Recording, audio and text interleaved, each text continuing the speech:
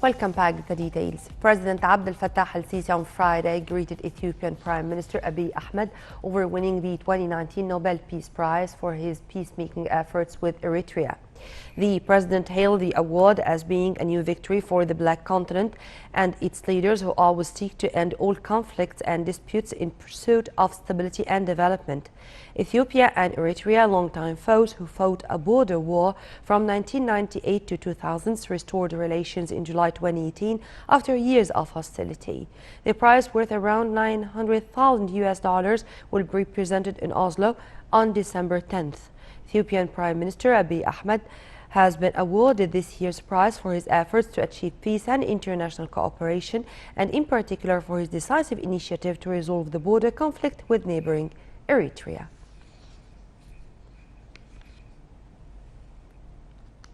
In the framework of the strong bilateral ties that bind Egypt and the United States, an American congressional delegation on Friday paid a visit to the new administrative capital.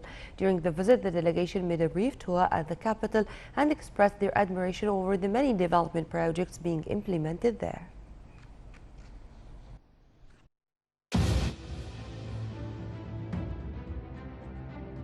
في واحدة من أكبر المشاريع القومية الحديثة وأحد ملاحم البناء والتشييد في مصر، وفد أمريكي من أعضاء مجلسي الشيوخ والنواب عن ولاية جنوب كارولاينا في جولة بالعاصمة الإدارية في إطار زيارتهم in the framework of their visit to Egypt.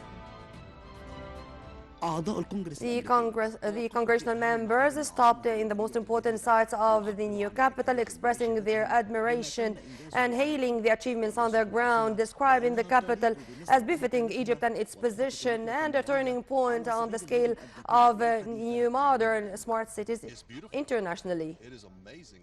I'm stunned that all this could be done in such a short time. It is one of the most beautiful things I believe I've ever seen. But be honest, the Egyptian people are known for doing amazing things.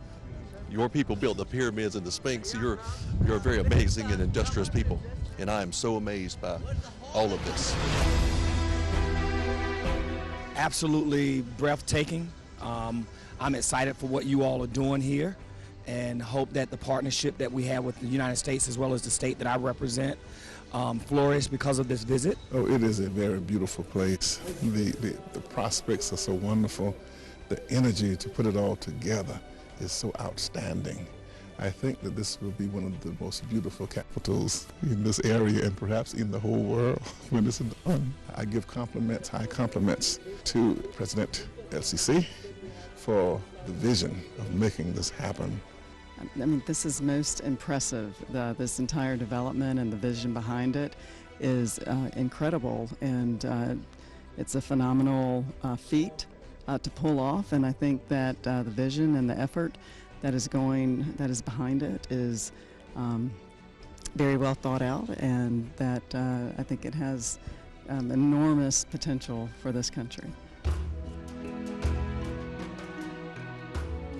The legends binding together in the new administrative capital, the Cathedral of the Christ, the biggest in the Middle East, and the Mosque of Al-Fattah Al-Alim, one of the biggest mosques in the Middle East and the world. The congressional members expressed their appreciation to the pivotal role of Egypt to spread peace in the Middle East.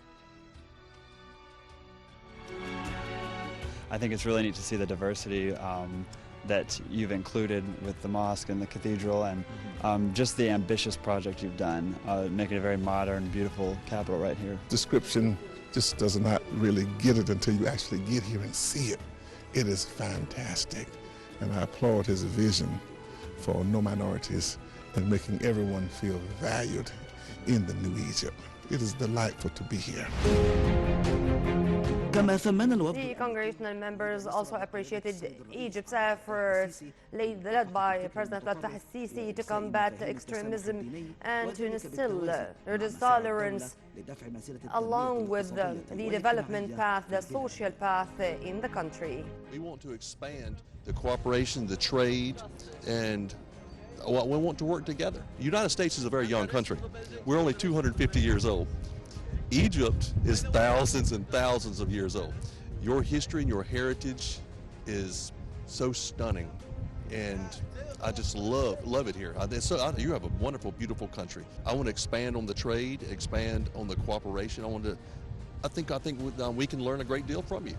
We believe that there's a lot of things in common between our country, that there's lots of possibilities for working together, both economically and educationally, as well as building skills. From my perspective, I think that we have a wonderful partnership.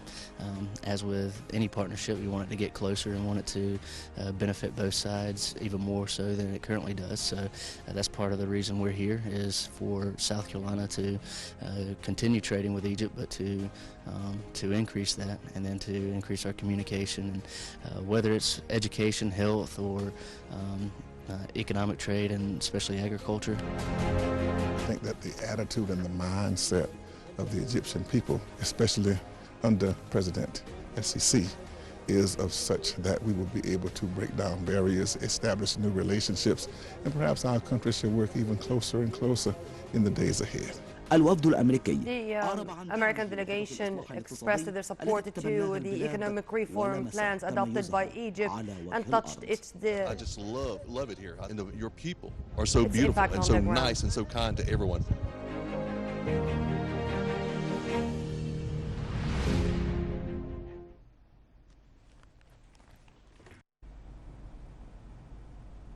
The 5th International Conference for Religious Tourism resumed its activities for the second day at St. Catherine City, South Sinai Governorate. The conference is held from October 10th till October 12th under the slogan of "Here we pray together," and brings together 40 ambassadors from different countries all over the world, in addition to the prominent religious and tourist figures.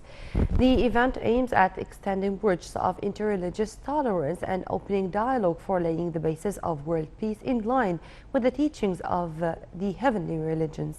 The conference is co-organized by the Ministries of Civil Aviation and Tourism in the framework of Egypt's keen interest to boost tourist activities in the country.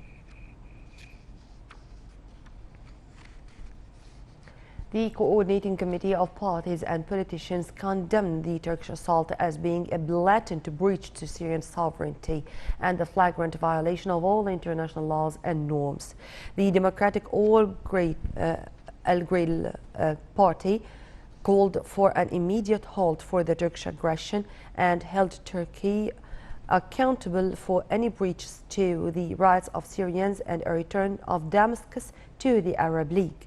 Meanwhile, the People Republican Party strongly denounced the Turkish assault in northern Syria as a flagrant violation of the sovereignty of an Arab brotherly nation.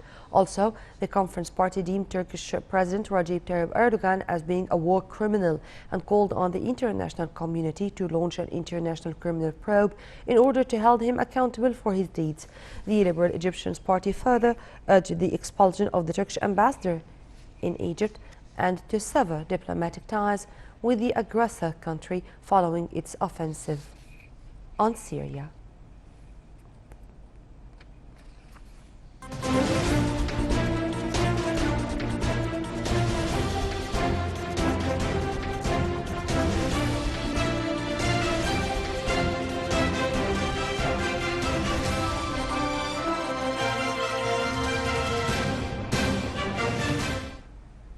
Welcome back once again. The International Monetary Fund on Friday maintained its positive outlook of Egypt's economic growth rate, predicting it to reach 5.9% by the end of the fiscal year 2019-2020.